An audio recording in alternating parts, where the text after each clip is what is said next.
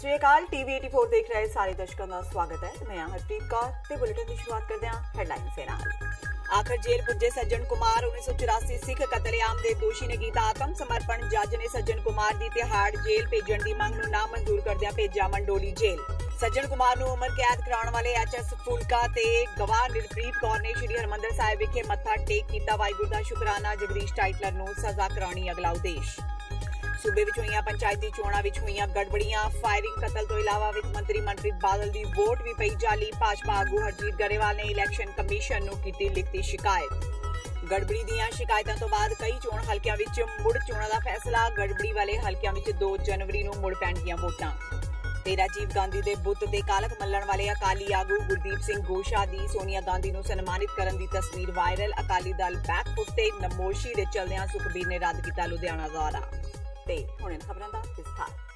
सज्जन कुमार ने आखिर आत्म समर्पण कर ही दिता। 1984 सिख कतलेआम के एक मामले विच दिल्ली की अदालत वालों दोषी ठहराए गए 73 साला सज्जन कुमार ने मैट्रोपोलिटन मैजिस्ट्रेट अदिति गर्ग सामने कोर्ट नंबर 73 विच सरेंडर किया। पेशी दौरान सज्जन कुमार ने जज सामने मंग की सी कि उसनूं तिहाड़ जेल भेजा जाए, पर जज ने अपील नूं नामंजूर करदिआं सज्जन कुमार नूं मंडौली जेल भेज दिता। सज्जन कुमार दी कोर्ट नूं हवालगी देखण लई 1984 सिख कतलेआम दे पीड़ित भी कोर्ट दे बाहर मौजूद सन। पीड़ितां दा कहना है कि वो अपनियां अखां नाल सज्जन कुमार नूं जेल लिजाउण वाली सरकारी गड्डी विच बैठदिआं देखदिआं चाहुंदे ने।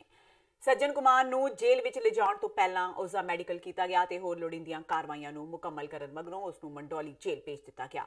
इस तो पहलां इसे मामले विच दोषी करार दिते गए महेंद्र यादव ते किशन खोकर ने अज कड़कड़डूमा कोर्ट विच सरेंडर कर दिता सी। इन्हां दोवां नूं 10-10 साल की कैद की सजा सुनाई गई सी। दस दईए कि 1984 सिख कतलेआम दौरान 5 सिखां दे कतल मामले विच सज्जन कुमार नूं दिल्ली हाईकोर्ट ने ताउम्र कैद की सजा सुनाई हुई है। हाईकोर्ट के ऑर्डर के हिसाब से आज हमने सरेंडर कर दिया है। कोर्ट ने ऑर्डर किया है, उसको सरेंडर करने के बाद मंडावली जेल भेज दिया है। ऐसे हमारा ठीक हमको जो है क्या कहते हैं जुडिक्शन जो है उसकी झाड़ की लगती थी क्योंकि दिल्ली गैंग का केस है।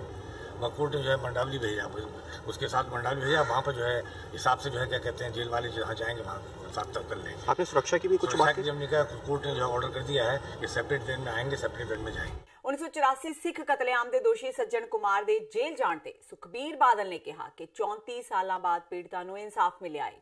उन्होंने कहा कि सज्जन कुमार तो बाद हुण टाइटलर भी जल्द ही सलाखां दे पिछे होवेगा। इस उपरंत उन्होंने कांग्रेस पार्टी ते निशाना विंदिया कहा कि कांग्रेस वालों कीते हुए पाप हौली हौली सामने आ रहे हैं। इस दौरान उन्होंने पीड़ित परिवारों को बधाई देंदिआं कहा कि उन्होंने इन्ने दबाव के बावजूद अपनी हिम्मत नहीं हारी ते कौम का सिर उच्चा रखा ते ये लड़ाई लड़ी ते सफलता भी हासिल की है। 1984 के दिल्ली सिख दंगिਆਂ के दोषी सज्जन कुमार नूं उमर कैद होने तो बाद श्री हरमंदर साहिब विखे शुकराने वजों श्री अखंड पाठ साहिब करवाया गया। केस की पैरवाई करने वाले वकील एचएस फुलका समेत केस की मुख गवाह निरप्रीत कौर ने श्री हरमंदर साहिब विखे मत्था टेकिया ते सिखां दे कातल नूं सज़ा मिलण लई वाहिगुरू दा शुकराना कीता। इस उपरंत पत्रकारां नाल गलबात करदिआं गवाह निरप्रीत कौर ने कहा कि जेल विच सज़ा पोक के सज्जन कुमार नूं दूजिआं दे दुख दा एहसास होवेगा। दस दईए कि 84 दे दिल्ली सिख दंगा केस विच सज्जन कुमार नूं दिल्ली हाई कोर्ट ने ताउम्र कैद की सज़ा सुनाई है। अकाल तख्त दे शुकराने वजों अखंड पाठ साहब आरंभ कीता सी, अज समाप्ति हुई है। बहुत बहुत अकाल तख्त की मेहर। हुण कल नूं उहदा आखिरी दिन आ ते कल तो बाद वो सारी उम्र जेल दे विच बिताऊगा। हुण तां इहदी अपील सुप्रीम कोर्ट इन्हें फाइल कर दी है ते 2 तरीक नूं सुप्रीम कोर्ट खुलनी है, उस तो मगरों लगेगी। हुण पहला तां सब तो पहला तां इहदी अपील कोशिश यही है कि सुप्रीम कोर्ट 'च एडमिट ना होवे ते सुप्रीम कोर्ट तो उन्हें कोई राहत ना मिले। संतुष्टि तो साडी कदी भी नहीं हो सकती। साडे घर दे जी गए ने ले मन नूं थोड़ा तरवास तां हुंदा कि जे सानूं उसे वेले इंसाफ मिल जांदा। 34 साल बाद मिल रहा है, एक थोड़ा जिहा रिलीफ मिलिया। जे कोई संतुष्टि सानूं नहीं है। मेरे हिसाब नाल तो उन्होंने उम्र कैद ठीक है, क्योंकि वो जे फांसी हो जाएगी एक बार वो खत्म हो जाएगा तो उन्होंने की पता लगेगा पीड़ा किस टाइम। मैं 9 साल कट्टे ने, मैनू पता मैं 9 साल किद्दां कट्टे ने, की परेशानियां ने। हुण हो रहेगा, हुण पता लगेगा, तड़फेगा अंदर कि किस तरह जेल 'च किसी नूं रखीदा और किस तरह जुल्म करीदे। पंचायती चोणां विच तरह तरह दीआं गड़बड़ियां देखण नूं मिलियां। वित्त मंत्री मनप्रीत बादल की वोट भी भुगता दी गई जबकि वो इत्थे आए ही नहीं सन। चोणां दौरान अपनी वोट किसी होर वल्लों पाए जाण ते पंजाब के वित्त मंत्री मनप्रीत बादल भी काफ़ी हैरान ने। ਇਸ ਦੇ ਨਾਲ ਹੀ ਮਨਪ੍ਰੀਤ ਬਾਦਲ ਨੇ ਸਵਾਲ ਵੀ ਖੜੇ ਕੀਤੇ ਨੇ। ਉਹਨਾਂ ਕਿਹਾ ਕਿ ਬਿਮਾਰ ਹੋਣ ਕਰਕੇ ਉਹ ਬਾਦਲ ਪਿੰਡ ਵੋਟ ਪਾਉਣ ਨਹੀਂ ਜਾ ਸਕੇ ਸੀ, ਪਰ ਪਤਾ ਲੱਗਾ ਹੈ ਕਿ ਵੋਟ ਕਿਸੇ ਹੋਰ ਨੇ ਪਾ ਦਿੱਤੀ। ਆਪਣੀ ਵੋਟ ਪੈਣ ਤੇ ਸ਼ੱਕ ਜਤਾਉਂਦਿਆਂ ਮਨਪ੍ਰੀਤ ਬਾਦਲ ਨੇ ਕਿਹਾ ਕਿ ਬਾਦਲ ਪਿੰਡ ਵਿੱਚ ਇੱਕ ਹੋਰ ਮਨਪ੍ਰੀਤ ਸਿੰਘ ਬਾਦਲ ਨਾਮ ਦਾ ਬੰਦਾ ਹੈ। ਮਨਪ੍ਰੀਤ ਨੇ ਇਸ ਮਾਮਲੇ ਵਿੱਚ ਚੋਣ ਕਮਿਸ਼ਨ ਨੂੰ ਕੋਈ ਸ਼ਿਕਾਇਤ ਕਰਨ ਤੋਂ ਇਨਕਾਰ ਕਰ ਦਿੱਤਾ ਹੈ। ਕਿਉਂਕਿ ਮੈਨੂੰ 2-3 ਦਿਨਾਂ ਦਾ ਫਲੂ ਚੱਲ ਰਿਹਾ ਹੈ। ਮੈਨੂੰ ਕੱਲ ਤਾਂ ਬਹੁਤ ਸਖਤ ਬੁਖਾਰ ਸੀ, ਅੱਜ ਫਿਰ ਮੈਂ ਥੋੜਾ ਠੀਕ ਹੋ ਗਿਆ। तो कल बादल पिंड में तो जाया नहीं गया। अपनी वोट ਜਿਹੜਾ ਵੋਟ ਦਾ ਹੱਕ ਹੈ ਔਰ ਬੜੀ ਮੁਸ਼ਕਿਲ ਨਾਲ ਇਹ ਹੱਕ ਮਿਲਿਆ ਔਰ ਮੈਨੂੰ ਪਤਾ ਚੱਲਿਆ ਕਿ ਪਤਾ ਨਹੀਂ ਕੱਲ ਕੋਈ ਮੇਰੇ ਨਾਂ ਦੀ ਵੋਟ ਪਾ ਗਿਆ।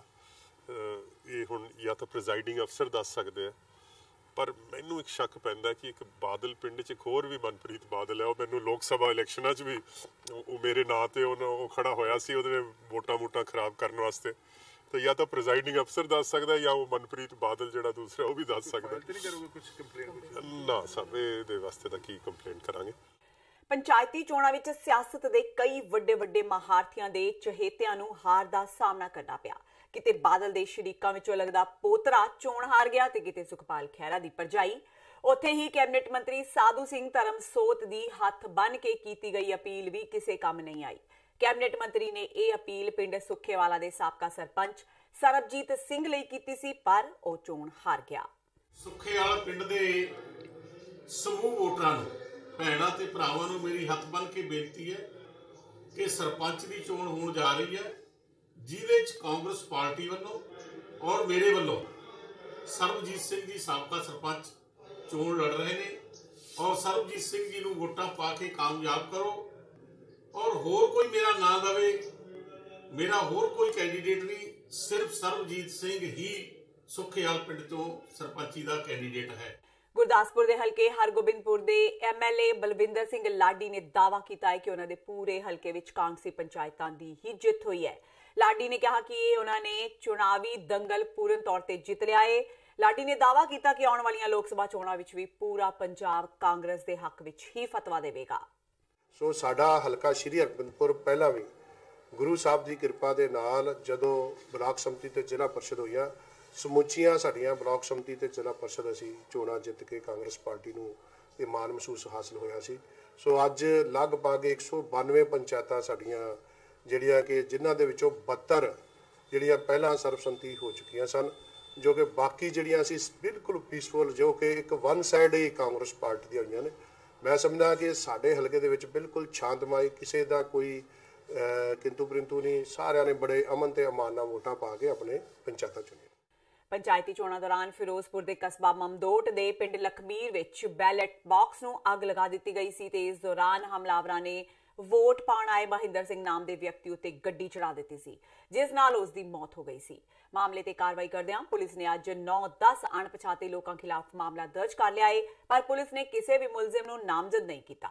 ਦੱਸ ਦਈਏ ਕਿ ਅੱਜ ਮ੍ਰਿਤਕ ਦੇ ਪਰਿਵਾਰਕ ਮੈਂਬਰਾਂ ਨੇ ਮਹਿੰਦਰ ਸਿੰਘ ਦੀ ਲਾਸ਼ ਡਿਪਟੀ ਕਮਿਸ਼ਨਰ ਦਫ਼ਤਰ ਅੱਗੇ ਰੱਖ ਕੇ ਰੋਸ ਪ੍ਰਦਰਸ਼ਨ ਕੀਤਾ ਤੇ ਇਨਸਾਫ ਦੀ ਗੁਹਾਰ ਲਗਾਈ। ਮ੍ਰਿਤਕ ਦੇ ਰਿਸ਼ਤੇਦਾਰਾਂ ਮੁਤਾਬਕ ਉਹਨਾਂ ਪਹਿਲਾਂ ਹੀ ਪ੍ਰਸ਼ਾਸਨ ਨੂੰ ਇੱਥੇ ਗੜਬੜੀ ਹੋਣ ਦਾ ਖਦਸ਼ਾ ਪ੍ਰਗਟਾਇਆ ਸੀ, ਪਰ ਉਹਨਾਂ ਨੇ ਸ਼ਿਕਾਇਤ ਨੂੰ ਗੰਭੀਰਤਾ ਨਾਲ ਨਹੀਂ ਲਿਆ। ਪੀੜਤ ਪਰਿਵਾਰ ਹੁਣ ਇਨਸਾਫ ਦੀ ਗੁਹਾਰ ਲਗਾ ਰਿਹਾ ਹੈ।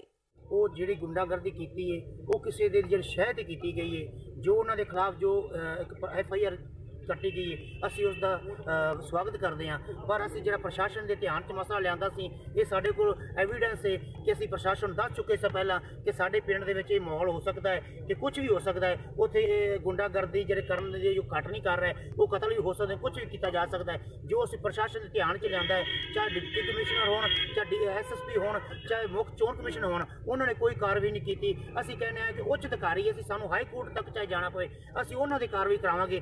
30 ਬੰਦੇ ਜਿਹੜੇ ਉਹ ਅਨਨੋਨ ਹੈਗੇ, ਅਸੀਂ ਸ਼ਾਰਟਲੀ ਉਹਨਾਂ ਨੂੰ ਸਰ ਇਹਨਾਂ ਦਾ ਮਤਲਬ ਮੰਗੇ ਜੀ ਇਹ ਵੀ ਮਤਲਬ ਉਹਨਾਂ ਅਰੈਸਟ ਕੀਤਾ ਜਾਵੇ ਤਾਂ ਕਰਨਾ ਮਤਲਬ ਅਸੀਂ ਉਹਨਾਂ ਕੋਲ ਹੁਣ 2 ਦਿਨ ਦਾ ਟਾਈਮ ਲਿਆ, ਅਸੀਂ 2 ਦਿਨ ਦੇ ਵਿੱਚ ਬੰਦੇ ਨੂੰ ਚੋਣਾਂ ਹੋ ਚੁੱਕੀਆਂ ਨੇ ਤੇ ਨਤੀਜੇ ਵੀ ਆ ਚੁੱਕੇ ਨੇ ਤੇ ਹੁਣ ਚੋਣਾਂ ਦੇ ਦੌਰਾਨ ਹੋਈਆਂ ਧਾਂਦਲੀਆਂ ਦੀਆਂ ਪਰਤਾਂ ਖੁੱਲ ਰਹੀਆਂ ਨੇ। ਬੀਜੇਪੀ ਦੇ ਸੀਨੀਅਰ ਆਗੂ ਹਰਜੀਤ ਗਰੇਵਾਲ ਅੱਜ ਸਟੇਟ ਇਲੈਕਸ਼ਨ ਕਮਿਸ਼ਨ ਦੇ ਕੋਲ ਰਾਜਪੁਰਾ ਵਿਧਾਨ ਸਭਾ ਹਲਕੇ ਨਾਲ ਸੰਬੰਧਿਤ ਵਿਅਕਤੀਆਂ ਨੂੰ ਨਾਲ ਲੈ ਕੇ ਪੁੱਜੇ ਤੇ ਲਿਖਤੀ ਰੂਪ ਵਿੱਚ ਸ਼ਿਕਾਇਤ ਕੀਤੀ ਕਿ ਚੋਣਾਂ ਦੌਰਾਨ ਰਾਜਪੁਰਾ ਵਿਧਾਨ ਸਭਾ ਹਲਕੇ ਦੇ ਸਰਾਏ ਬੰਜਾਰਾ ਇਲਾਕੇ ਵਿੱਚ ਜ਼ਿਆਦਾ ਵੋਟ ਹਾਸਲ ਕਰਨ ਦੇ ਬਾਵਜੂਦ ਵੀ ਠੀਕ ਉਮੀਦਵਾਰ ਨੂੰ ਜੇਤੂ ਉਮੀਦਵਾਰ ਘੋਸ਼ਿਤ ਨਹੀਂ ਕੀਤਾ ਗਿਆ ਤੇ ਘੱਟ ਵੋਟਾਂ ਵਾਲੇ ਨੂੰ ਜੇਤੂ ਘੋਸ਼ਿਤ ਕਰਨ ਦੀ ਕੋਸ਼ਿਸ਼ ਕੀਤੀ ਜਾ ਰਹੀ ਹੈ। ਗਰੇਵਾਲ ਨੇ ਸ਼ਿਕਾਇਤ ਵਿੱਚ ਕਿਹਾ ਕਿ ਸਥਾਨਕ ਪ੍ਰਸ਼ਾਸਨ ਸ਼ਰੇਆਮ ਨਿਯਮਾਂ ਦੀਆਂ ਧੱਜੀਆਂ ਉਡਾ ਰਿਹਾ ਹੈ। ਅਸੀਂ ਸਾਡੇ ਰਾਜਪੁਰਾ ਵਿਧਾਨ ਸਭਾ ਦੇ ਕਈ ਪਿੰਡਾਂ ਦੇ ਅੰਦਰ ਬਹੁਤ ਧੱਕੇਸ਼ਾਹੀ ਹੋਈ। ਸਰਾਏ ਬੰਜਾਰਾ ਦੇ ਅੰਦਰ ਤਾਂ ਸਾਡੇ ਜਿਹੜੇ ਵਰਕਰ ਸੀ ਉਹਨਾਂ ਦੀਆਂ ਲੱਤਾਂ ਹੀ ਤੋੜਤੀਆਂ ਤੇ ਉਹ PGI 'ਚ ਐਡਮਿਟ ਪਏ ਨੇ। ਕਈ ਲੋਕਾਂ ਦੇ ਜ਼ਖਮੀ ਹੋ ਗਏ ਤੇ ਉਹ ਜ਼ਬਰਦਸਤੀ ਸਾਡਾ ਕੈਂਡੀਡੇਟ 127 ਵੋਟਾਂ ਲੈ ਕੇ ਜਿੱਤ ਰਿਹਾ ਸੀ, ਉਹਨਾਂ ਨੂੰ 104 ਪਈਆਂ ਤੇ ਉਸ ਤੋਂ ਬਾਅਦ ਉਹਨਾਂ ਨੇ ਜ਼ਬਰਦਸਤੀ ਬੈਲਟ ਬਾਕਸ ਜਿਹੜੇ ਆ ਉੱਥੋਂ ਚੱਕਣੇ ਸ਼ੁਰੂ ਕੀਤੇ ਕਿ ਰਿਜ਼ਲਟ ਕੱਲ੍ਹ ਅਨਾਉਂਸ ਕਰਾਂਗੇ। ਉਹ ਅਸੀਂ ਇਲੈਕਸ਼ਨ ਕਮਿਸ਼ਨ ਨੂੰ ਤੇ ਇੱਕ ਉਗਾਣਾ ਪਿੰਡ ਦੀ ਘਟਨਾ ਹੈਗੀ ਆ, ਹੋਰ ਵੀ ਕਈ ਪਿੰਡਾਂ ਦੀਆਂ ਨੇ, ਉਹ ਉਹਨਾਂ ਨੇ ਡਾਇਰੈਕਸ਼ਨ ਦੇ ਦਿੱਤੀਆਂ ਨੇ SDM ਸਾਹਿਬ ਨੂੰ ਉੱਥੇ ਕਿ ਉਹ ਕੱਲ੍ਹ ਉਹਨਾਂ ਨੂੰ ਸੁਣਨਗੇ ਤੇ ਸੌਟ ਆਊਟ ਕਰਨਗੇ ਤੇ ਅੱਜ ਇਹਦੀ ਰਿਪੋਰਟ ਮੰਗਵਾਈ ਆ। ਉਹਨਾਂ ਨੇ ਕਿਹਾ ਜੋ ਮੇਰੇ ਅਧਿਕਾਰ ਖੇਤਰ 'ਚ ਆਉਂਦਾ ਤੇ ਉਹ ਅਸੀਂ ਕਰ ਦਿਆਂਗੇ ਤੇ ਇਹਦੇ 'ਚ ਜਿਹੜਾ ਸਰਾਏ ਬੰਜਾਰਾ ਪਿੰਡ ਹੈ ਇਹਦੇ 'ਚ ਵੀ ਬਿਲਕੁਲ ਇਨਸਾਫ ਕਰਾਂਗੇ। ਜਿੰਨਾ ਕਰ ਸਕਦੇ ਆ ਉਹਨਾਂ ਕਰਨਗੇ ਤੇ ਉਹਨਾਂ ਨੇ ਸਾਨੂੰ ਵਿਸ਼ਵਾਸ ਵੀ ਦਿਵਾਇਆ ਹੈਗਾ। ਚੋਣਾਂ ਦੌਰਾਨ ਗੜਬੜੀ ਦੀਆਂ ਸ਼ਿਕਾਇਤਾਂ ਤੋਂ ਬਾਅਦ ਚੋਣ ਕਮਿਸ਼ਨ ਨੇ 8 ਜ਼ਿਲ੍ਹਿਆਂ ਦੇ 14 ਬੂਥਾਂ ਉੱਤੇ ਸਰਪੰਚ ਤੇ ਪੰਚ ਲਈ ਮੁੜ ਵੋਟਾਂ ਪਾਉਣ ਦੇ ਹੁਕਮ ਦਿੱਤੇ ਨੇ। ਜਿਨ੍ਹਾਂ ਬੂਥਾਂ ਤੇ ਮੁੜ ਵੋਟਾਂ ਪਾਉਣ ਦੇ ਹੁਕਮ ਜਾਰੀ ਕੀਤੇ ਗਏ ਨੇ ਉੱਥੇ ਵੋਟਾਂ ਦੌਰਾਨ ਗੜਬੜੀਆਂ ਦੀਆਂ ਰਿਪੋਰਟਾਂ ਪ੍ਰਾਪਤ ਹੋਈਆਂ ਸਨ। ਇਨ੍ਹਾਂ 14 ਥਾਵਾਂ ਉੱਤੇ ਹੁਣ 2 ਜਨਵਰੀ ਨੂੰ ਮੁੜ ਵੋਟਿੰਗ ਕਰਵਾਉਣ ਦਾ ਫੈਸਲਾ ਕੀਤਾ ਗਿਆ ਹੈ। ਵੋਟਾਂ ਸਵੇਰੇ 8 ਵਜੇ ਤੋਂ ਸ਼ਾਮ 4 ਵਜੇ ਤੱਕ ਪੈਣਗੀਆਂ। ਚੋਣ ਕਮਿਸ਼ਨ ਮੁਤਾਬਕ ਅੰਮ੍ਰਿਤਸਰ ਜ਼ਿਲ੍ਹੇ ਦੇ ਵੇਰਕਾ ਬਲਾਕ ਦੇ ਪਿੰਡ ਵਡਾਲਾ ਪਿੱਟੇਵਿੰਡ ਤੇ ਬਲਾਕ ਹਰਸ਼ਾ ਚੀਨਾ ਦੀ ਪੰਚਾਇਤ ਦਲੇ ਦੀ ਸਮੁੱਚੀ ਪੰਚਾਇਤ, ਜ਼ਿਲ੍ਹਾ ਗੁਰਦਾਸਪੁਰ ਦੇ ਧਾਰੀਵਾਲ ਬਲਾਕ ਦੀ ਪੰਚਾਇਤ ਬਜ਼ੁਰਗਵਾਲਾ ਦੀ ਸਮੁੱਚੀ ਪੰਚਾਇਤ ਤੇ ਇਸੇ ਬਲਾਕ ਦੇ ਪਿੰਡ ਚੌੜਾ ਵਿੱਚ ਮੁੜ ਵੋਟਾਂ ਪੈਣਗੀਆਂ।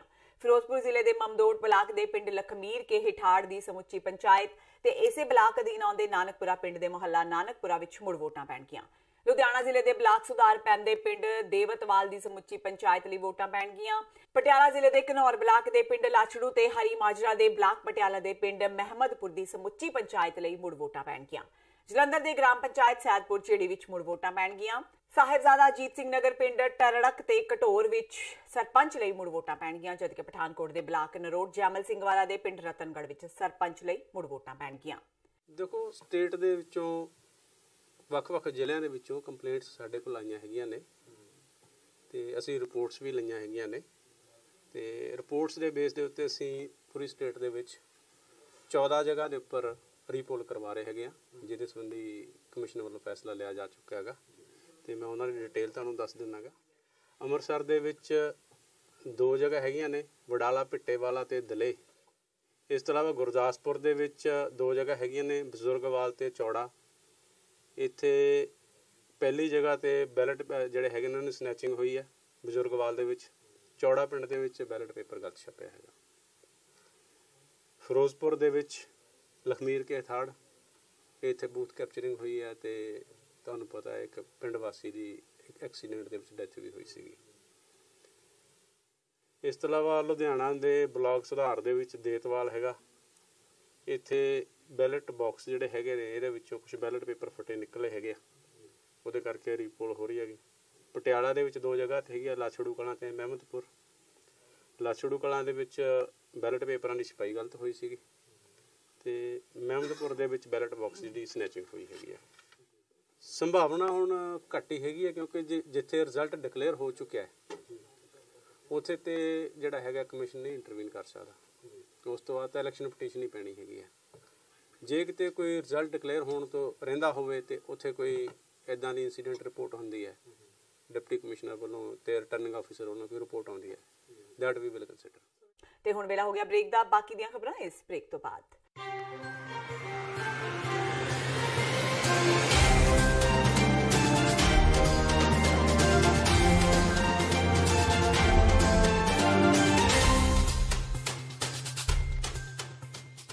ਕੀ ਤੁਸੀਂ ਆਪਣੇ ਟੈਕਸਿਸ ਨੂੰ ਲੈ ਕੇ ਚਿੰਤਤ ਹੋ? ਤੁਸੀਂ ਆਪਣੀ ਕਮਾਈ ਲਈ ਮਿਹਨਤ ਕਰਦੇ ਹੋ, ਭਾਵੇਂ ਤੁਸੀਂ ਨੌਕਰੀ ਵਿੱਚ ਹੋਵੋ ਜਾਂ ਆਪਣਾ ਬਿਜ਼ਨਸ ਚਲਾਉਂਦੇ ਹੋ। ਜਦੋਂ ਟੈਕਸ ਭਰਨ ਦਾ ਸਮਾਂ ਆਉਂਦਾ ਤਾਂ ਤੁਹਾਨੂੰ ਇੱਕ ਭਰੋਸੇਯੋਗ ਟੈਕਸ ਅਕਾਊਂਟੈਂਟ ਦੀ ਲੋੜ ਹੈ ਜੋ ਟੈਕਸ ਬੈਲੈਂਸ ਦਾ ਤੁਹਾਡੇ ਪੱਖ ਵਿੱਚ ਜਾਣਾ ਯਕੀਨੀ ਬਣਾਵੇ। ਸਿਆਟਲ ਦੀ ਜਾਣੀ ਪਹਿਚਾਣੀ company Accurate Accountants and Taxes ਤੁਹਾਡੀ ਸੇਵਾ ਵਿੱਚ ਹਾਜ਼ਰ ਹੈ। ਅਸੀਂ ਹਰ ਤਰ੍ਹਾਂ ਦੇ ਟੈਕਸ ਭਰਨ ਵਿੱਚ ਤੁਹਾਡੀ ਮਦਦ ਕਰਾਂਗੇ। ਟੈਕਸ ਸੰਬੰਧੀ ਕਿਸੇ ਵੀ ਤਰ੍ਹਾਂ ਦੇ ਸਵਾਲ ਲਈ ਅੱਜ ਹੀ ਸਾਡੇ ਤੱਕ ਪਹੁੰਚ ਕਰੋ। Accurate Accountants and Texas.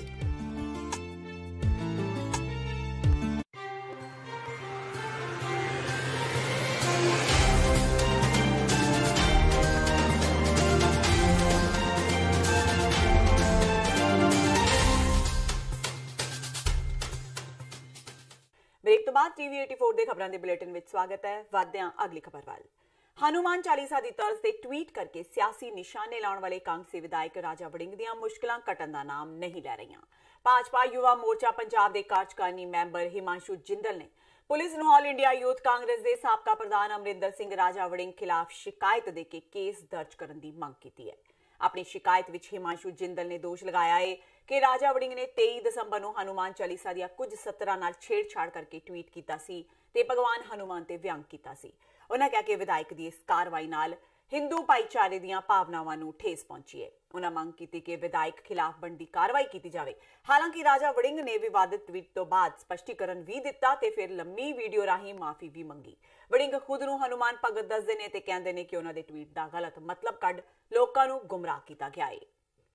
जे मैं अज तक आपदे मूंह चो जुबानी कदे किसी धर्म बारे माड़ा नहीं बोलिया जां मैं किसी धर्म दे किसी मंदिर मस्जिद गुरुद्वारा साहब दा मैं सिख हाँ और सालासर धाम जां साडे गिदड़वा च कई मंदिर ने डेरे ने उत्थे जांदा गुरेज नहीं करदा ते फिर मैं हनुमान चालीसा जां हनुमान जी दे बारे किद्दां बोल सकदा। और मैं हुण लिखिया आपदे ट्वीट दे अंदर कईयां नूं पता नहीं विचारियां नूं कईयां नूं गुमराह कीता जा रहा है। किरपा करके वो जरूर पढ़ लो यार, किसी नूं गुनाहगार ठहराउण तो पहला एक बारी उहनूं पढ़ लो। और दूसरा मैं लिखिया है कि मैं हनुमान भगत हाँ और फिर भी इस दे मुतल्लक किसी नूं ठेस पहुंची होवे किसी नूं लग्या होवे मैं किसी दा दिल दुखाया है जां किसी दा दिल दुखिया होवे तो मैं माफी मंगदा हाथ जोड़ के। सिख कतलेआम दे रोस विच राजीव गांधी दे बुत ते कालख मलण वाले यूथ अकाली लीडर गुरदीप सिंह गोशा दी सोनिया गांधी नूं सन्मानित करन दी तस्वीर ने एक नवी चर्चा छेड़ दित्ती है। यह तस्वीर आजकल सोशल मीडिया ते काफी चर्चा का विषय बनी हुई है। सवाल उठ रहे हैं कि अकाली लीडर सिर्फ सियासत करने लई ही अजिहियां कार्रवाइयां कर रहे हैं। श्रोमणी अकाली दल के प्रधान सुखबीर बादल ने भी इस संबंधी शनिवार नूं लुधियाना आना सी, पर तस्वीर वायरल होने मगरों सुखबीर बादल ने अपना यह प्रोग्राम रद्द कर दिता। कालख मलण वाले दोवें आगू न्यायिक हिरासत विच ने। उन्हां दी जमानत अर्जी ते सुनवाई 1 जनवरी नूं है। दस दईए कि कुछ दिन पहला यूथ अकाली आगू गुरदीप सिंह गोशा ने अपने साथियों नाल लुधियाना विच सलेम टाबरे स्थित मरहूम प्रधानमंत्री राजीव गांधी दे बुत ते 25 दसंबर नूं कालख मली सी। इस मगरों अकाली दल के प्रधान सुखबीर बादल ने कहा कि यह सिखां दे रोज़ दा प्रगटावा है। हुण अकाली लीडर गोशा दी कांग्रेस आगू सोनिया गांधी नूं सन्मानित करन दी तस्वीर सोशल मीडिया ते चर्चा का विषय बनी हुई है। इस करके अकाली दल भी कसूता फसिया नजर आ रहा है। केंद्र दी मोदी सरकार ने लंगर दी रसद नूं जीएसटी तो मुक्त करने लई नोटिफिकेशन जारी कर दिता है। इस कार्रवाई तहत हुण समूह देश विच धार्मिक संस्थावां नूं अपने आप नूं इस संबंधी रजिस्ट्रेशन करानी पएगी ते मुड़ उस जगह ते लंगर लई वरती जाण वाली रसद नूं जीएसटी तो मुक्त कर दिता जाएगा। दस दईए कि भावें केंद्र सरकार ने 1 अगस्त नूं ही धार्मिक थावां ते लंगर लई वरती जाण वाली रसद नूं जीएसटी तो मुक्त कर दिता सी, पर इस वास्ते कोई ठोस नीति नहीं सी बनाई गई। पंजाब दे मशहूर गायक गुरदास मान सचखंड श्री हरमंदर साहिब विखे नतमस्तक हुए। मान ने श्री हरमंदर साहिब विच मत्था टेकिया ते इलाही कीर्तन सरवण कीता। गुरदास मान ने कहा कि उन्हां नूं दरबार साहिब आके असीम शांति का एहसास हुंदा है ते इस मौके उन्होंने संगतां नूं नवें साल की वधाई भी दी। श्री हरमंदर साहिब नूं और इस जगह के जिन्ने भी पाक पवित्र पूजनयोग स्थान ने उन्होंने सब नूं कोटि कोटि प्रणाम करते हुए वाहिगुरू जी का खालसा वाहिगुरू जी की फतेह। और गुरु महाराज जी का गुरु नानक पातशाह पहली पातशाही दा 550 साल का उत्सव मनाया जा रहा है। आने वाले दिनों में मेरा ख्याल है समूह संगत नूं जिथे जिथे भी बैठे है सारे नूं बहुत बहुत प्यार सत्कार। नवा वरा शुरू होने लगे, गुरु महाराज अपनी कृपालता दयालता प्रसन्नता बख्शते हुए सब नूं निहाल करे, चढ़दी कला विच रखे। बस यही मेरा प्यार और सत्कार है, मंजूर करो। अमृतसर के गुरु नानक देव हस्पताल के डॉक्टरों वालों अपनी सुरक्षा को लैके प्रदर्शन करके पुलिस तो मंग की गई है कि एक हस्पताल में जिन्ने भी डॉक्टर काम कर रहे हैं उन्होंने सुरक्षा को यकीनी बनाया जाए, क्योंकि 2 दिन पहला 5 नौजवानों वालों एक डॉक्टर को चपेड़ा मारिया गई सन, जिस तो बाद पुलिस ना तो उन्होंने फड़ पाई ते ना ही उन्होंने खिलाफ कोई कार्रवाई की। ते उस तो बाद फिर एक डॉक्टर उत्ते हमला होने तो बाद एंबुलेंस विच आए किसी मरीज को दाखिल करने तो डॉक्टरों ने मना कर दिता। तो बंदे ने इनके साथ मिसबिहेव किया है, उसकी अरेस्ट वारंट चाहिए उसको, और अरेस्ट चाहिए, एक्चुअली अरेस्ट ही चाहिए।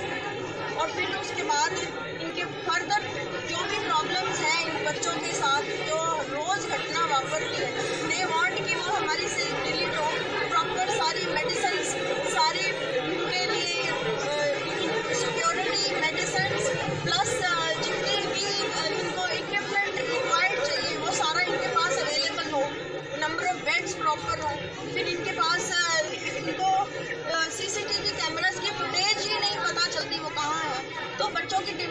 बहुत जेन्युइन है सारी।